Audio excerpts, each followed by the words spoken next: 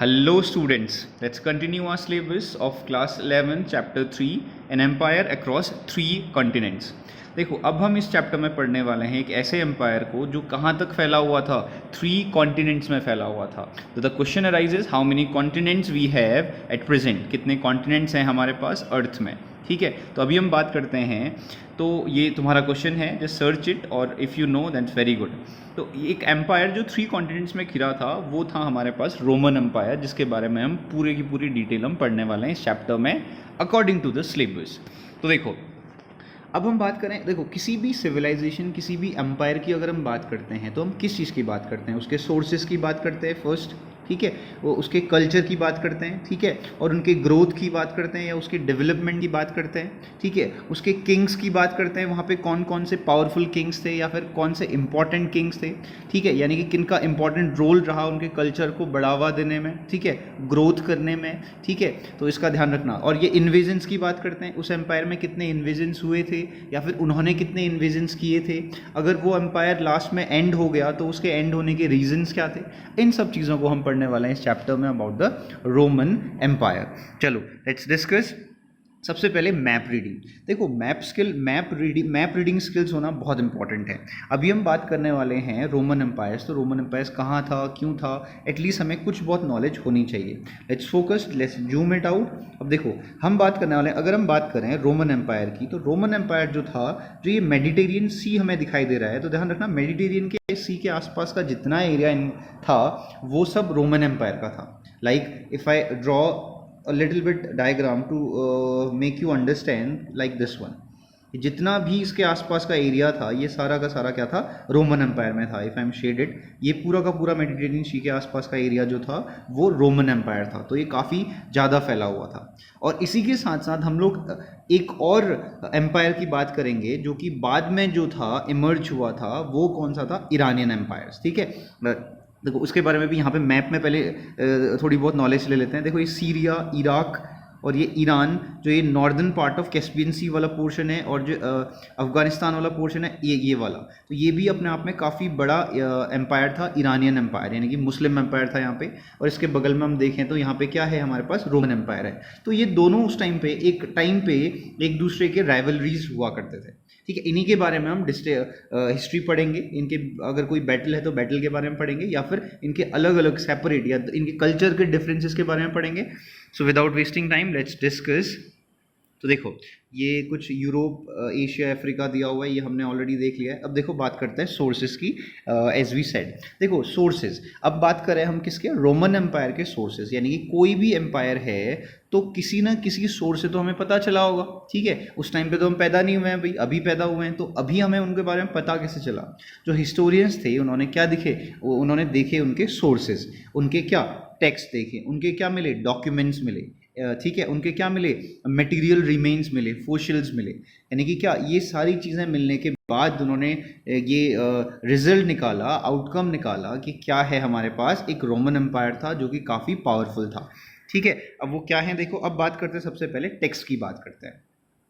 तो history was written by contemporaries, तो history जो है उनके समकालीन के द्वारा लिखा जाता है। सिंपल सी बात है, जो वहाँ पे जीनियस माइंड होते होंगे वही तो वही तो उस एम्पायर के बारे में लिखेंगे भाई, जिनको पढ़ना लिखना आता होगा, तो उनको कंटेम्प्रेरीज बोला हुआ है। देखो अब इसका छोटा सा एग्जाम्पल है, अगर रोमन एम्पायर की हम बात करते हैं, उस टाइम पे एक सीनेटर टैसिटस हुआ करते थे। ठीक है, सीनेटर टैसिटस हुआ करते थे। सीनेटर टैसिटस, ये टाइम, अब मैं टाइम पीरियड की बात कर रही हूँ, 14 AD की बात चल रही है या फिर 14 CE की बात चल रही है। Now you know the difference between CE and AD, right. तो देखो 14 CE की बात चल रही है। इस टाइम पे इन्होंने क्या किया था, जो ये सीनेटर टैसिटस थे, इन्होंने क्या किया, रोमन एम्पायर के बारे में लिखा। कैसा लिखा, एक बुक थी या फिर कुछ इनके जो टेक्स्ट मिले होंगे वो किस नाम से थी, द एनुअल के नाम से है। ठीक है, द एनुअल के नाम से है। और उस द एनुअल में क्या लिखते थे ये, वो ड्यूरिंग 1 ईयर, 1 ईयर के दौरान जो है, जो भी कुछ उस रोमन एम्पायर में हुआ था, उन्होंने क्या किया था, अपनी बुक में या फिर अपने टेक्स्ट में लिखा था। अब वो 1 ईयर में क्या हुआ होगा एम्पायर में भाई, कुछ डिसीजंस लिए होंगे, कुछ डीड्स किए होंगे, कुछ अटैक्स हुए होंगे या फिर उन्होंने अटैक्स किए होंगे, कुछ ग्रोथ हुई होगी, कुछ लॉ में चेंजेस आए होंगे, कुछ अमेंडमेंट किए होंगे, मे बी नए लॉज बनाए होंगे। ठीक है। कुछ न्यूज़, कोई सिंपल सी न्यूज़ भी किसी एम्पायर ने, जो सॉरी किसी डिक्टेटर ने अगर, या सॉरी माय मिस्टेक, किसी किंग ने अगर कोई न्यूज़ को क्या किया हुआ है भाई, लोगों तक दिया हुआ है, तो वो न्यूज़ भी अपने आप में क्या किया था, इन्होंने क्या किया था, अपने द एनुअल्स में क्या किया था, लिखा हुआ था। कुछ इन्फॉर्मेशन शेयर हो रही है, वो लिखा हुआ है। किंग चेंज हुए हैं, वो लिखा हुआ है। अर्स्ट वाइल किंग कौन था, अभी कौन है, या फ्यूचर में कौन होने वाले हैं, ये सारे की सारी चीज़ें उन्होंने क्या किया था, द एनुअल्स में लिखा हुआ था। तो ये हमें मिला। तो यानी कि देखो ये इमेज है, ठीक है, the annuals of the world, मैंने गूगल की हेल्प ली है यहाँ पे, ठीक है, the annuals of the world. तो ये अपने आप में क्या था, ये एक बहुत बड़ा सोर्स बना to understand the Roman empire.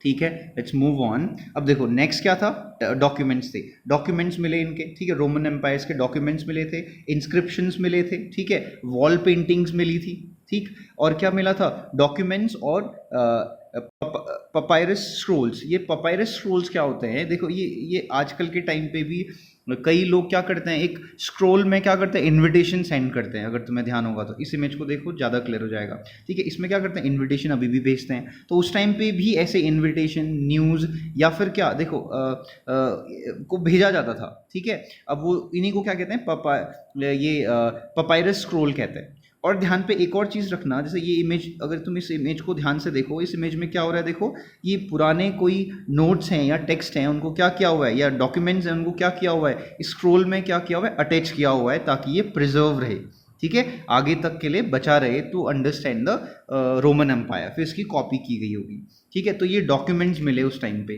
तो किसको समझने के लिए, रोमन एम्पायर को समझने के लिए। और अगर हम बात करें मटेरियल रिमेन्स क्या होते हैं या क्या मिला हमें, तो सबसे पहले ये देखो, ये इमेज देखते ही तुम्हें दिमाग में आ गया होगा कि इसको कहीं देखा हुआ है। कहाँ देखा हुआ है भाई, ये क्या है, कोलोसियम है। ये कोलोसियम कहाँ देखा हुआ था, 7 वंडर्स में से एक है कोलोसियम, रिमेंबर दिस, ठीक है। अब ये कोलोसियम क्या था, अगर हम बात करें, अगर हम इस हिस्ट्री की बात करेंगे, तो ये 79 सी में क्या हुआ था, ये बना हुआ था भाई। अब ये क्यों बना हुआ था, ये क्या था, ये है वर्ल्ड्स एंशिएंट एम्फी थिएटर है। अब बात करते हैं एम्फी थिएटर क्या होता है। एम्फी थिएटर अपने आप में और कुछ नहीं but it is like auditorium. अभी कैसा ऑडिटोरियम था, अभी ये भी क्वेश्चन होता है। यहाँ पे क्या होता था ना, जैसे स्टेडियम देखा होगा, स्टेडियम में क्या होता है, when we observe the stadium, वहाँ पे क्या होती है, राइजिंग सीट्स होती हैं ऐसे कुछ करके ऊपर, जहाँ पे बैठे रहते हैं लोग, ठीक है। तो ऐसा ही कुछ, इसी को क्या कहते हैं समझ लो, एम्फी थिएटर था। लेकिन इसका पर्पस क्या था, इसका पर्पस मेनली था ग्लैडिएटर्स फाइट था, यानी कि जो ग्लैडिएटर थे वो फाइट करते थे, और जो बड़े बड़े लोग थे आराम से बैठ के, या किंग थे, मिनिस्टर्स थे, वो इस फाइट को देखते थे। इट्स लाइक शॉर्ट गेम, ठीक है। तो यानी कि ये गेम था अपने आप में। तो यानी कि इस कॉलोसल में अप्रॉक्सीमेट 60,000 पीपल बैठ सकते हैं, ठीक है, थे, सॉरी। तो ये क्या है, हमारे पास मटेरियल रिमेन्स हैं ये समझने के लिए कि उनका कल्चर कैसा था, ठीक है, वो लोग कैसे थे। तो यानी कि बिल्डिंग्स मिली उस टाइम की, मॉन्यूमेंट्स मिले, उनके फोशियल्स मिले, ठीक है, पोट्री मिली। अब पोट्री क्या होता है भाई, जो क्ले आर्टिस्ट होता है ना, क्ले से कुछ भी ऑब्जेक्ट बनाते हैं तो उन्हें कहते हैं पोट्री कहते हैं, ठीक है। और कॉइन्स मिले, उनके टाइम के कॉइन्स मिले भाई। देखो कॉइन्स मिलेगा मतलब ये है, इसका मतलब अगर ब्रॉन्ज के कॉइन्स मिले हैं, गोल्ड के कॉइन्स मिले, तो इसका मतलब ये समझ में आएगा कि उनका जो एम्पायर था वो काफ़ी क्या था, डेवलप था, ठीक है, वो बहुत क्या थे, वेल्दी थे। तो इन कॉइन से हमें ये रिजल्ट मिलता है। देखो ये सोर्सेज हैं अपने आप में।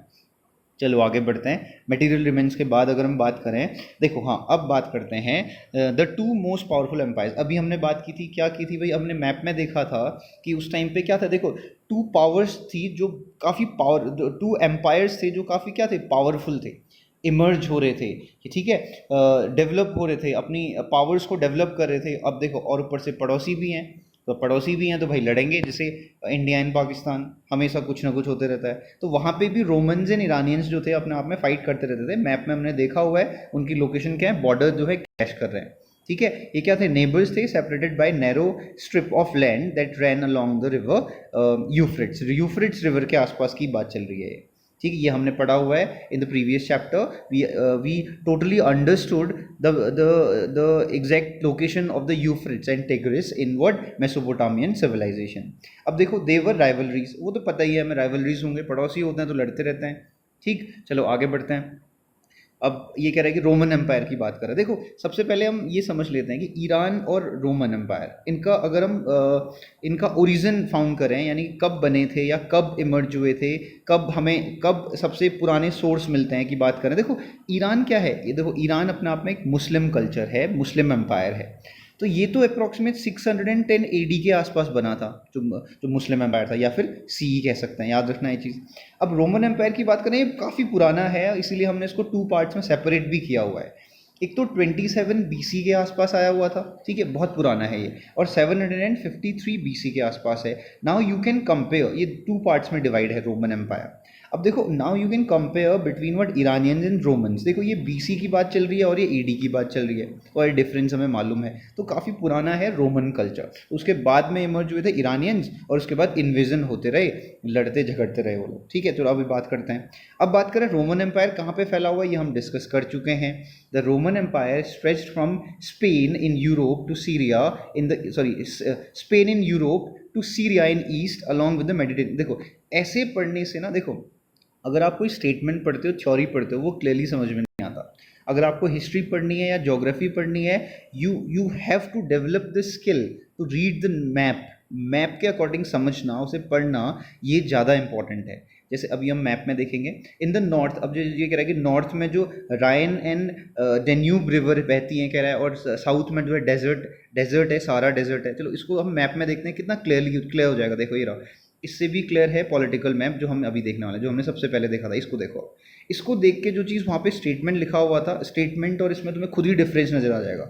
हम उसने क्या बात की थी, उसने कहा across the Mediterranean sea. Mediterranean sea कहाँ है, यहाँ पे है, ये रहा मेडिटेरियन सी। मेडिटेरियन सी के अक्रॉस क्या है, देखो स्पेन, उसने कहा था ना, उसने क्या कहा था, वेस्ट में स्पेन से लेकर के कहाँ, सीरिया तक का।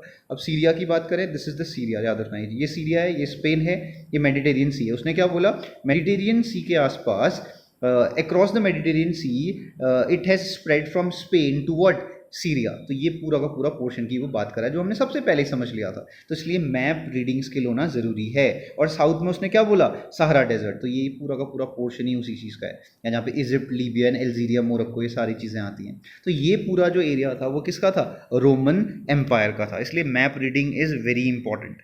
अब देखो यहीं पर ईरान को भी समझते हैं फिर से। देखो ये बहुत इंपॉर्टेंट है, ध्यान रखना।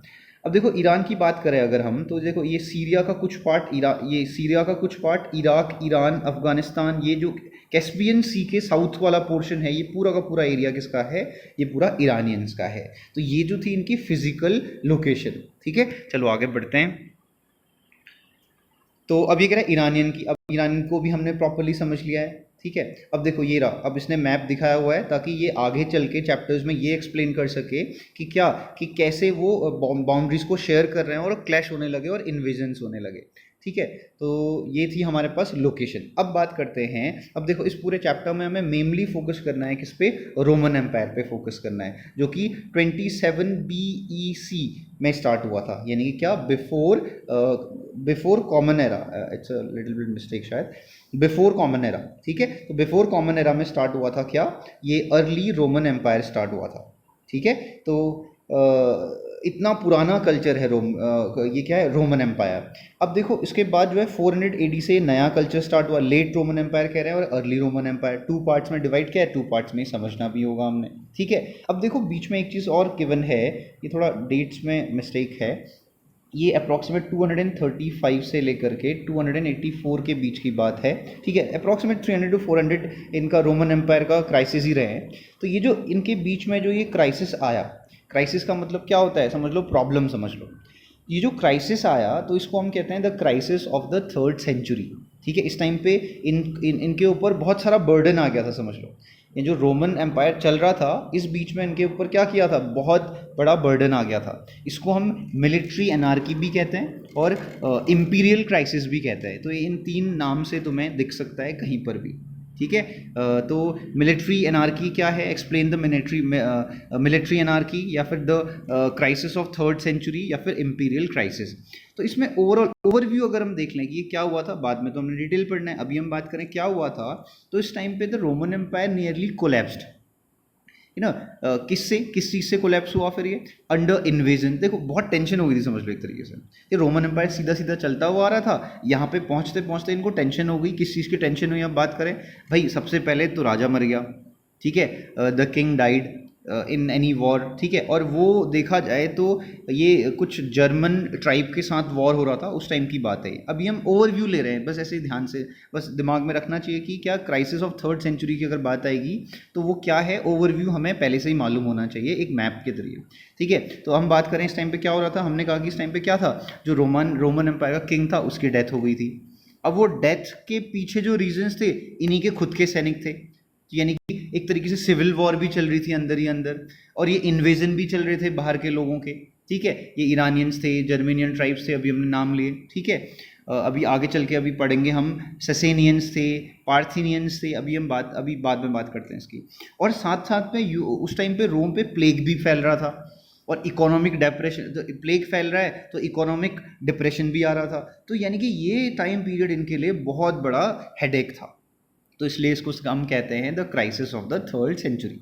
सिंपल सा ओवरव्यू, बाद में हम इसको डिटेल पढ़ेंगे, ठीक है। तो हम चलो आगे बढ़ते हैं, अब बात करते हैं इनमें डिफरेंसेस की।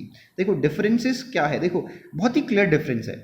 अब किन दो कल्चर्स में डिफरेंस किन दो एम्पायर्स में डिफरेंस की बात कर रहे हैं, रोमन एम्पायर और ईरानियन एम्पायर्स की बात कर रहे हैं। इन दोनों में डिफरेंस क्या था, तो सबसे पहला तो रिलीजियस डिफरेंस था। जो रोमन लोग थे, देखो यहाँ पे क्लियरली मेंशन्ड है कि क्या, the biggest difference were that the Romans did not care what religion you followed, यानी कि रोमन्स जो थे उनको रिलीजन से कोई मतलब नहीं था, बट उन्हें मतलब था तो किससे, that you followed the emperor, तुम एम्परर को फॉलो करते रहो। लेकिन इस्लामिक जो थे, यानी कि ईरानियंस जो थे, वो क्या थे, tended to force Islamic conversions, यानी कि उनको ये चीज़ें ज़बरदस्ती या फिर क्या सिखाई ही जाती थी इस्लामिक चीज़ें, ठीक है। तो ये दोनों में डिफरेंस था। अब नेक्स्ट सेकंड डिफरेंस क्या था, the Romans set up extensive infrastructure and civil planning programmes to keep their empire connected, यानी कि ये लोग जो रोमन्स थे वो अपने आप, वो क्या थे, वो इंफ्रास्ट्रक्चर को, सिविल प्लानिंग पे ज़्यादा जोर देते थे। This kind of infrastructure would not be seen for centuries after downfall, यानी कि रोमन एम्पायर के गिरने के बाद पे ऐसा इंफ्रास्ट्रक्चर काफ़ी टाइम तक देखने को कहीं भी नहीं मिला, यानी कि स्पेशली अगर डिफरेंस लेना तो ईरानियंस के पास नहीं था ऐसा कुछ। देखो lastly the Romans desired expansion to increase, देखो रोमन्स अपने जो बाउंड्रीज को या फिर अपने कंट्री को बढ़ाते थे, अपने कंट्री का एक्सपेंशन करते थे, उसका रीज़न क्या था, वेल्थ था, ठीक है, पैसे चाहिए भाई, अमीर होना है, ठीक है, पावर थी, ठीक है, जितना ज़्यादा एरिया उतनी ज़्यादा पावर, रीजनल इन्फ्लुएंस थे भाई, उनका इन्फ्लुएंस हर जगह चले, इसकी बात थी। वाइल इस्लामिक एक्सपेंशन जो, और लेकिन जो इस्लामिक एक्सपेंशन थे, जो एम्पायर जो एक्सपेंड करते थे वो रिलीजियस पर्पज से करते थे, ठीक है। तो ये डिफरेंस था रोमन्स और किसमें, इस्लामिक में। इसीलिए क्या आया इनमें, देखो जो रोमन एम्पायर था वहाँ पे क्या था, डाइवर्सिटीज़ देखने को मिलती है, ठीक है, लेकिन ईरान में डाइवर्सिटी देखने को नहीं मिलती है, उसका रीज़न ये है, ठीक है। Where is the Roman empire was variety of territories, cultures, देखो रोमन एम्पायर सबके लिए हाँ कहता था, कोई भी कल्चर आए उसे वो एक्सेप्ट करता था, चलो ठीक है भाई कोई नहीं, या किसी कल्चर में कोई अच्छी चीज़ है वो एक्सेप्ट कर ले रहे हैं, ठीक है, और वो नहीं भी कर रहे हैं तो भी उसे कोई प्रॉब्लम नहीं है, कोई अगर किसी और रिलीजन को फॉलो कर रहा है, लेकिन उसे जो कमांड दी जा रही है एम्परर के थ्रू वो कमांड होनी चाहिए, बस इस पर ज़्यादा वो ध्यान देते थे। लेकिन क्या हो रहा था, जो ईरानियंस थे वो ऐसे नहीं थे भाई, वो रिलीजियस पर्पस में काम करते थे, तो ये क्या करते थे, किसी और कल्चर को फॉलो नहीं करते थे या फिर कल्चर की चीज़ें फॉलो नहीं करते थे, ये पहले से ही हो रहा था, याद रखना। और साथ ही साथ एक और, ये 2 words just keep this thing in your mind, बाद में ये वर्ड्स आएंगे। तो 2 डायनेस्टीज थी, पार्थियंस एंड व्हाट, ससेनियंस। तो ये पार्थियंस एंड ससेनियंस ने ईरान पे हमला किया था, दे अटैक देयर, और वहाँ पे डोमिनेंस दिखाया और उस ईरान को 2 पार्ट में डिवाइड किया था, बाद में हम ये चीज़ें पढ़ेंगे। तो ये जो था आज जो हमने पढ़ा वो थे geographical features about what, Roman empire and the Iranian empires. अब हम बात करेंगे रोमन एम्पायर्स को डिटेल में समझेंगे